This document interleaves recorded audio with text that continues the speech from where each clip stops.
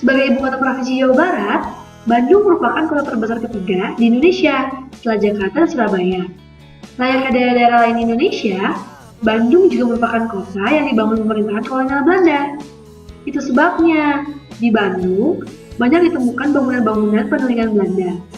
Bangunan-bangunan tersebut bisa dilihat beberapa kawasan seperti Jalan Asia Afrika, Braga, Dago, hingga kawasan Lembang. Di Lembang, Belanda meninggalkan sebuah bangunan bersejarah yang hingga kini masih digunakan untuk kepentingan ilmu pengetahuan tentang angkasa luar. Bangunan ini dikenal dengan nama Observatorium Boscher.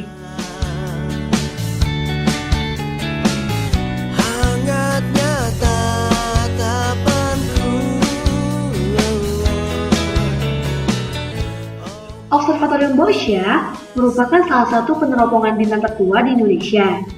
Observatorium ini dibangun dari Dutch Indische Sterrenkunde atau Perhimpunan Bintang Hindia Belanda. Ide pembangunan pertama kali dicetuskan seorang insinyur astronomi Belanda bernama Johann Georg Erasmus Gubertus Vogt. Untuk membangun Observatorium Boscher, Vogt mendapat dukungan dua sahabatnya yang kaya, Karel Albert Rudolf Boscher dan Rudolf Albert Kerckhoven. Selain itu, Vogt juga mengumpulkan dana dari beberapa pengusaha dan orang-orang terpelajar. Hasilnya, terkumpul dana sebesar 1 juta gulden atau sekitar 5 miliar rupiah nilai uang saat ini.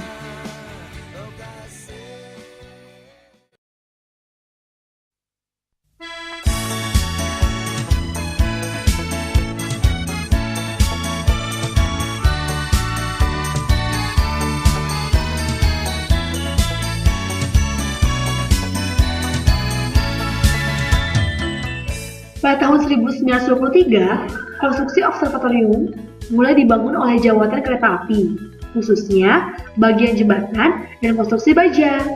Pada tahun 1928, pembangunan konstruksi selesai, dan refraktor pertama, yaitu teleskop refraktor ganda Zeiss, mulai dirakit. Refraktor ini dibuat perusahaan optik ternama asal Jerman, Carl Zeiss Jena. Refraktor ini dibeli Karel Albert Rudolf Boscher menggunakan uang pribadinya. Atas kontribusinya itu, nama Boscher dijadikan sebagai nama observatorium ini. Pada tahun 1941, observatorium ini resmi diserahkan kepada pemerintah pada tahun 1941. Dan pada tahun 1949, observatorium ini resmi berada di bawah naungan Institut Teknologi Bandung.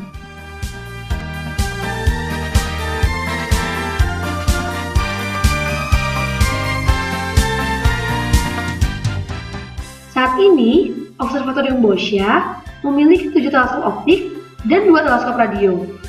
7 teleskop optik itu antara lain refraktor Goto, refraktor Gauss ITB, refraktor Unitron, refraktor Smith Bima Sakti, refraktor Bamberg, refraktor Surya, dan yang terbesar sekaligus tertua adalah refraktor Zeiss.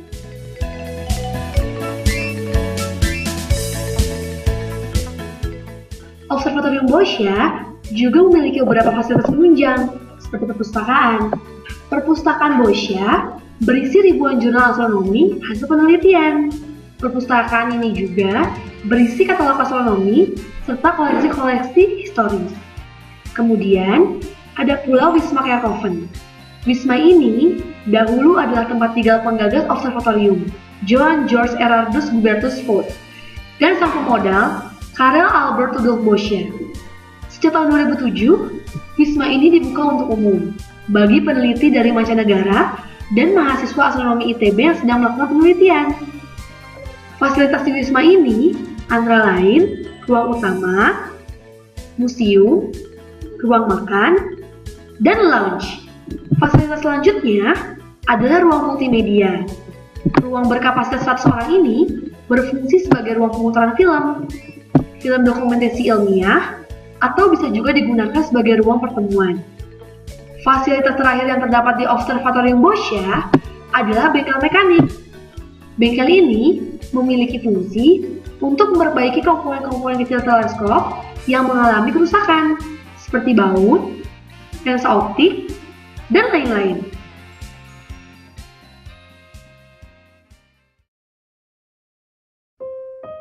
Saat ini, Observatorium Boscia memiliki setidaknya 3 fungsi.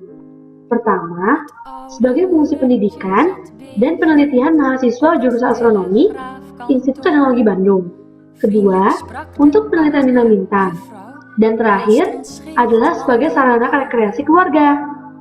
Masyarakat umum bisa mengunjungi observatorium ini khusus hari Sabtu, mulai pukul 9 pagi sampai pukul 3 sore, dengan biaya masuk Rp7.500. Pendapat saya tentang Bosca di Lembang ini dari segi lingkungan bagus karena tempat yang sejuk, terus lingkungannya yang tertata rapi. Di sini banyak teropong-teropong, ada teropong Jais yaitu yang teropong terbesar, terus ada teropong-teropong di bawah juga untuk melihat bulan. Ya bagus sih untuk pengunjungnya juga tertata rapi.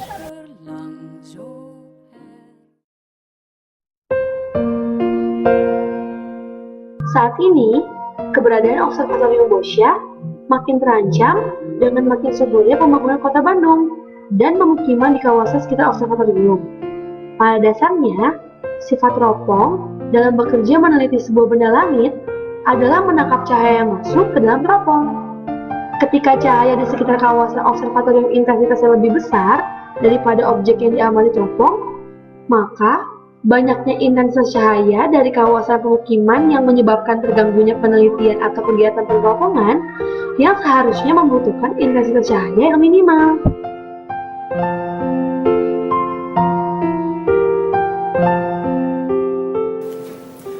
Gangguan cahaya, mudahnya seperti ini.